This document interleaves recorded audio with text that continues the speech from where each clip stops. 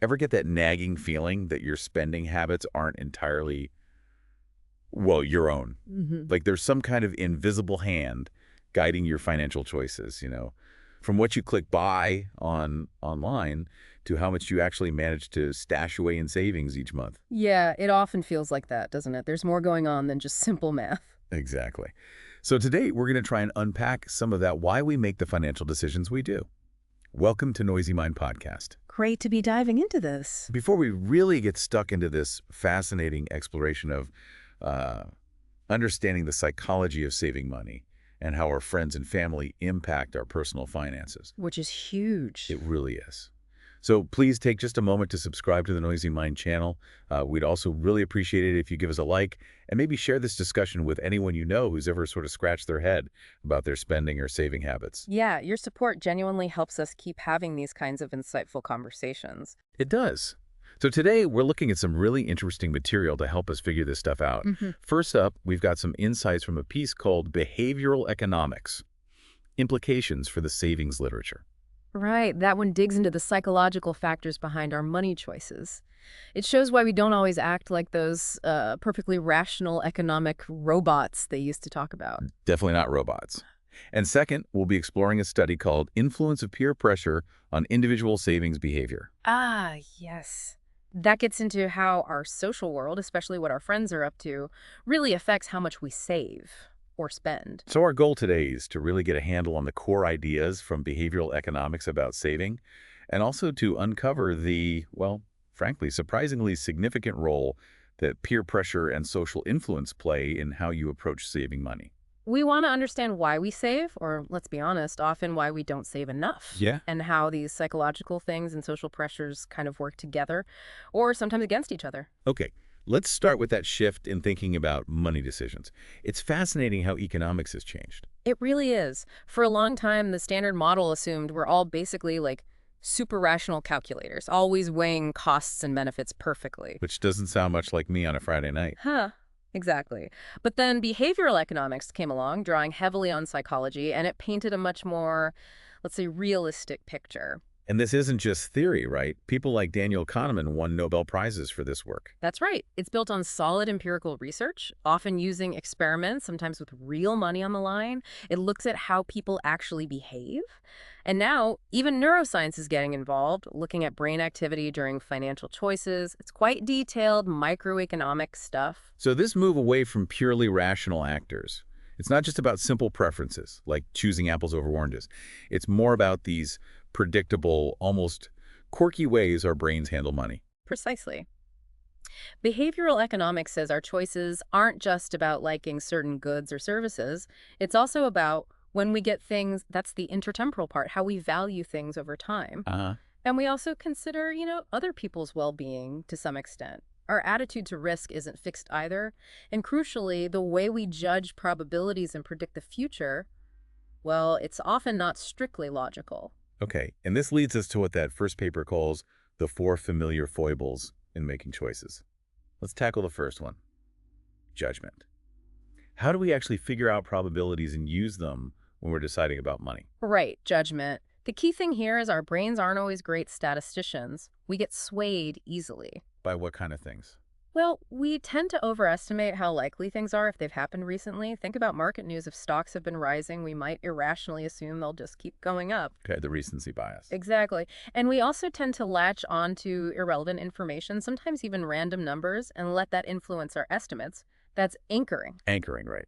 And we give way too much weight to vivid stories, those anecdotes that stick in your mind, even if they're like totally unrepresentative of the bigger picture. So this isn't just everyday folks then. Even, say, professional investors or analysts can fall into these traps. That's a really important point the paper makes. You'd think experience would iron out these biases, right? You would hope so. But the research suggests the conditions needed for that to happen consistently are pretty limited.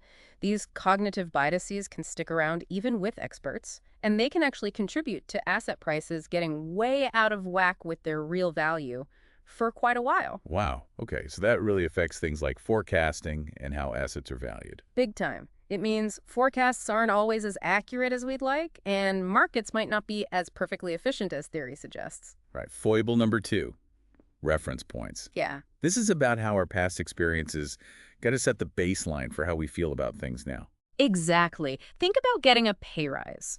Whether you feel good about it often depends not just on the amount, but how it compares to, say, last year's rise, or what you expected, or maybe what your colleague got. Ah, so it's all relative. A £1,000 bonus might feel great one year, but disappointing the next if you were expecting £2,000. Precisely. Our prior consumption, our prior income, they act as anchors. We evaluate outcomes by comparing them to these reference points, not in isolation. That makes a lot of sense. We're always measuring against something. Okay, what about the third foible? Regret. Regret is about the emotional kickback from our choices. How happy or unhappy we are with the financial outcome isn't just about the result itself, it's also about how responsible we feel for it. If you make an active choice that leads to a bad outcome, say picking a specific stock that tanks, the regret is usually more intense than if the same loss happened due to something outside your control, like a general market downturn. Right, that feeling of I should have known better or I made the wrong call. That's the one. It makes us very cautious sometimes, maybe even too cautious, to avoid potential future regret. And the last of these four, intertemporal discounting. Sounds a bit technical. It just means how we value things now versus later. Like finding it easier to spend £20 today than save it for something worth £50 next month. You nailed it. We tend to put a higher value on immediate rewards compared to future ones. And the really tricky part for saving is what's called time inconsistency. Time inconsistency. Yeah, it's that constant battle between what we want right now and what's good for us in the long run. Thomas Schelling called it a central life problem. George Ainsley described it as a battle of self-command. So my present self wants the pizza, but my future self wants to be healthy and solvent. That's basically it. We might fully intend to save for retirement way off in the future, but that shiny new gadget or weekend trip feels much more compelling today. It's like we're negotiating with ourselves constantly. We are. But the good news is, we often figure out ways to manage this. The paper mentions strategies like setting up automatic deductions from your salary that go straight into savings or investments. Making it harder to get your hands on it immediately. Exactly. Things like putting money into less liquid assets. Even taking out a mortgage for a house can act as a commitment device because you have to make those payments. So financial products can actually help us fight our own impulses. They can, if we use them strategically.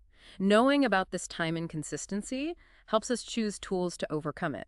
Which brings us to a kind of counterintuitive idea. That maybe having more choice isn't always better, especially with money. Right. We tend to think more options equals more freedom equals better outcomes. But too many choices can actually lead to paralysis. You get overwhelmed, anxious about making the wrong decision. And then you regret whatever you choose anyway. Exactly. Think about choosing a pension plan. If there are hundreds of funds, it can be daunting. The paper uses a great analogy. Car makers give you tons of choices on color and engine size. But they almost never give you a choice about how the seatbelt works. The experts figure out the best way for that safety feature, and giving you options would probably just cause confusion and maybe even stop you from buying the car. Sometimes, less choice, guided by expertise, is better. Okay, that gives us a really good grounding in these behavioral economics ideas, how our own minds can trip us up with saving. Let's shift gears now to that second source, the study on the influence of peer pressure on individual savings behavior. This is all about the social side. Yeah, and it's crucial because, our saving habits don't happen in a vacuum. We're social creatures. What people around us do, their attitudes, it really matters. So this study focuses specifically on peer pressure. How do they actually define that? They use the American Psychological Association definition, basically. It's the influence a peer group puts on its members to get them to conform, to fit in with the group's norms, attitudes, what they expect. And it's not always bad, right? Yeah, no, absolutely not. The study points out it can be positive, like friends encouraging you to save for a goal or stick to a budget. But often, especially when we talk about spending, it's the negative peer pressure that causes problems. Okay, and what forms does this pressure take? How does it actually, happen? The study mentions four main types. There's spoken pressure, someone directly suggesting or demanding you do something like, come on, just buy it. Right, the direct approach. Then there's unspoken pressure. This is more subtle. You just feel you should act a certain way or buy certain things because that seems to be the trend or the norm in your group, even if no one explicitly says anything. That feeling of keeping up. Exactly. Then there's positive pressure, which we mentioned, encouraging good stuff. and negative pressure, pushing you towards things that aren't great for you, like overspending or getting into debt. Let's dig into why we're so susceptible to this. What are the social factors that make peer pressure work on us? Seems pretty fundamental. It really is. Deep down, humans have this fundamental need for connection, for approval. Evolutionarily, being part of the group meant survival, so we have a strong fear of rejection, of being judged negatively. So fitting in makes us feel secure. It does. Feeling valued by our peers boosts our self-worth. Sticking to group norms helps us feel integrated. And how does our actual standing in the group, like how people see us, affect our self-esteem? Massively. Our peer groups are a big part of how we define ourselves, our identity. So how the group perceives us, accepts us, or rejects us, that directly hits our self-esteem. If you feel respected, your self-worth goes up. If you feel rejected, it can be really damaging. So aligning our behavior, like spending habits, becomes a way to protect that social standing and self-esteem. It often does, yeah. It's a way to maintain belonging. The study also mentions social learning and peer modeling. How do those work? Well, social learning theory says we learn a lot by watching others, especially people we admire or see as setting the norms in our group. Mhm. This is really strong when we're younger, like teens and young adults, figuring out social rules. Uh-huh. Peer modeling is when we copy the behaviors, attitudes, even the spending patterns of our peers, maybe consciously or unconsciously, especially if we see those peers as popular or successful. And then there are the group norms themselves, the unwritten rules about how to act. Exactly. Every group has them friends, work colleagues, communities, norms about how to dress, talk, what to think about certain things, and definitely how to handle money. And breaking those norms can have consequences. It can. Yeah. You risk disapproval, maybe even being excluded. So this pressure to conform, to fit in and avoid those negative consequences leads to what psychologists call conformity bias. We might go along with the group spending even if deep down we think it's a bad idea or doesn't fit our budget. And it's not just face-to-face anymore, is it? Social media must play a huge role now. Oh, absolutely. The study highlights this. Digital tech and social media have created these huge virtual peer networks. Right. And these online spaces generate their own trends, expectations, pressures. Think about influencers. They've become a powerful source of pressure, showing off lifestyles and products. People, especially younger ones, feel they need to emulate that, which often means spending more.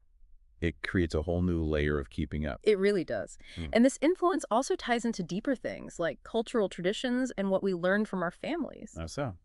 Well, our culture gives us baseline values about money saving, spending, debt. We feel pressure to conform to those cultural norms too. And our families are usually our first financial role models. The habits we see growing up often stick with us. Okay, so those are the broad social forces. Mhm. Are there specific psychological things that make some individuals more vulnerable than others? Yes, definitely. Certain life stages are key. Adolescence and early adulthood are critical times for developing identity. Hmm. You're figuring out who you are, where you fit in, so peer influence is naturally stronger then. Makes sense. Also, low self-esteem is a big factor. If you doubt your own worth, you might seek more validation from peers, making you more likely to conform, even financially. Just to feel accepted. Right. And related to that, having a very high need to belong, coupled with a strong fear of being excluded or rejected, that can make people sacrifice their own values or financial goals just to stay in the group's good graces. Wow, it paints a really clear picture of how powerful this pressure can be. Let's talk about the direct financial implications of peer pressure on savings. How does this social stuff hit our bank accounts? Okay, so first, let's quickly define personal finance, basically. Managing your money. Right. Planning, budgeting, saving, investing, debt. And saving, as the economist Katona put it, is just the bit of income you put aside for later use, aiming for long-term security. Right. And the study distinguished between short-term and long-term saving goals. How does peer pressure mess with those? Well, for short-term goals, maybe saving for a weekend away or a new gadget, peer pressure can be really damaging. Why? Because of things like present bias, wanting gratification now, and impulsiveness. That desire to fit in socially often leads to overspending on non-essentials right now. Eating out constantly, needing the latest phone, going to every event. All those things add up fast. They really do. And it directly eats into what you could be saving for those short-term goals. But the long-term effects are arguably worse. How so? If that peer-driven overspending becomes a habit, you can easily end up living paycheck to paycheck. That makes it incredibly hard to build any kind of financial safety net, let alone save for big long-term goals. Like retirement or a house deposit. Exactly. Prioritizing that short-term social gratification, often fueled by FOMO, the fear of missing out, Ah, yes, FOMO. it directly competes with saving for those major milestones. You end up sacrificing your future financial security for present social acceptance. And this constant need to keep up can actually lead to debt, right? Not just failing to save, but actively owing money. Absolutely. Overspending to fit in often means relying on credit cards or taking out loans.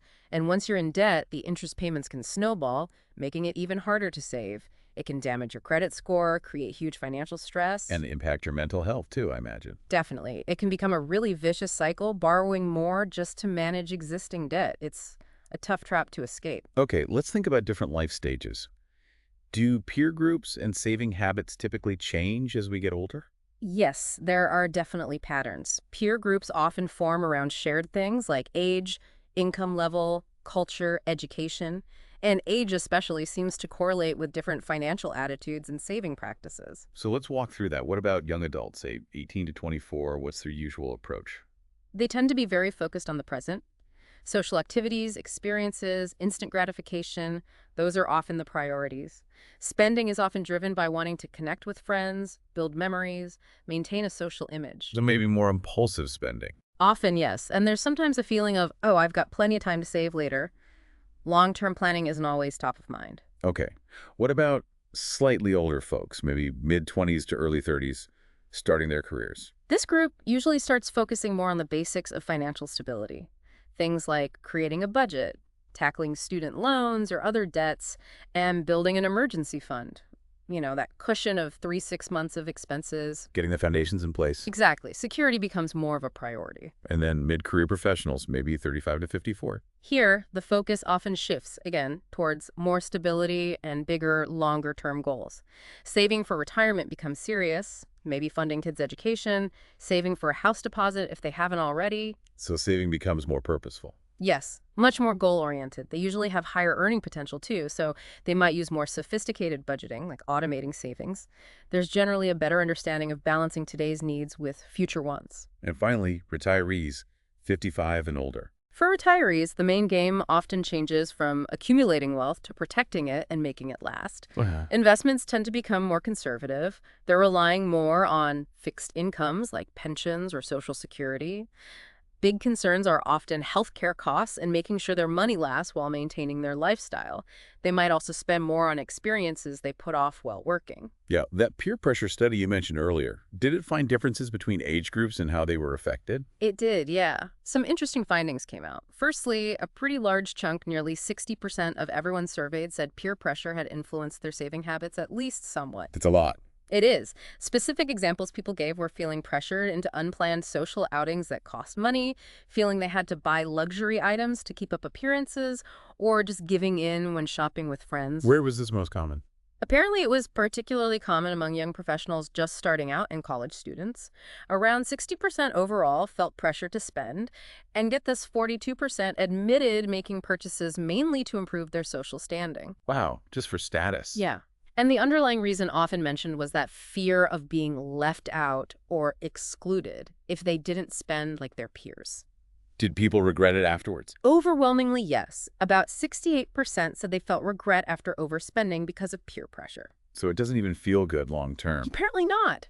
The study also confirmed that younger people, especially college students, were more likely to give in to short-term social spending pressure. They seemed more focused on social status and feared exclusion more. And older working respondents. They generally showed more financial discipline, more focus on long-term goals, and seemed less swayed by what their peers were doing financially in the moment. But the researchers were careful to say these were general trends. There were exceptions in both age groups. Okay, this is all incredibly useful for understanding the problem. Now, the crucial part. Right. What can people actually do about it? What are some concrete strategies to resist that negative peer pressure and stick to saving goals? Right, the practical steps. Well, the absolute first thing, maybe the most important, is getting crystal clear on your own financial goals. Short-term, long-term. Knowing your why. Exactly. Write them down. Rank them. Look at them regularly. That keeps your own priorities front and center. Okay, clarity first. What else? Second, you need to develop the ability to say no assertively but politely when peer invitations don't fit your budget or goals. That can be hard. It can. It helps to have some phrases ready, maybe suggest cheaper alternatives. I can't make dinner, but how about coffee next week? Building confidence in your own choices is key here to handle any potential disapproval. What about using peer pressure positively? Great point. Find an accountability partner, someone you trust who has similar financial goals. You can check in with each other, offer support. That creates positive pressure. Turning the tables? Right. Also, self-awareness is huge. Pay attention to your triggers. When do you tend to impulse buy or overspend due to social situations? Practice mindfulness in those moments to make more conscious choices. So, understanding your own psychology. Yes, and building that emotional strength to resist pressure without wrecking your finances. Practically speaking, having a detailed budget is essential. And crucially, include a specific social fund or fun money category. So you're not depriving yourself completely, but it's planned. Exactly. It gives you allocated funds for social stuff, making it easier to say no when that runs out, and review and adjust that budget regularly. Life changes. What about bigger picture interventions? On a societal level, early financial literacy education is vital in schools, universities, teaching people these concepts, including peer pressure's effects from a young age. Setting people up for success. Hopefully.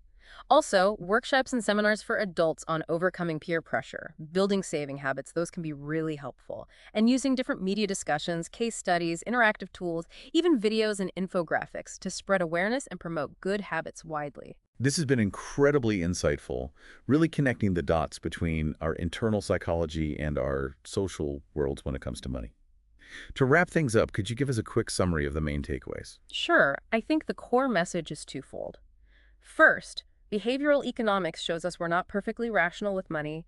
We have built-in psychological tendencies, biases, ways of judging, valuing time that can lead us away from our own best financial interests. Hmm. Second, the influence of our social circles, particularly peer pressure, is incredibly powerful. It stems from deep social and psychological needs for belonging, and it significantly shapes our saving and spending habits. Often it pushes us towards immediate social gratification over long-term security, especially when we're younger. So awareness is key. Awareness is absolutely crucial. Recognizing both these internal psychological factors and external social pressures, and then actively using strategies to manage them, that's really the path to achieving genuine financial well-being. And finally, what's one last provocative thought or question you'd like to leave everyone mulling over after this conversation? Okay, how about this? Given how powerfully and often unconsciously our social circles shape our financial lives, how can you intentionally design your environment, the people you spend time with, the information you consume, so that it supports your long-term financial goals, rather than undermining them? Actively curating your influences. Exactly. What's one small, concrete change you could make today in your social interactions, or even just how you think about spending in relation to your peers, that would better align with the future financial self you want to be? That's a great question to ponder. Thank you so much for walking us through all of this. My pleasure. It's vital stuff to think about. Absolutely. Thank you all for joining this exploration. We really encourage you to revisit these ideas and think about your own financial decisions through these lenses.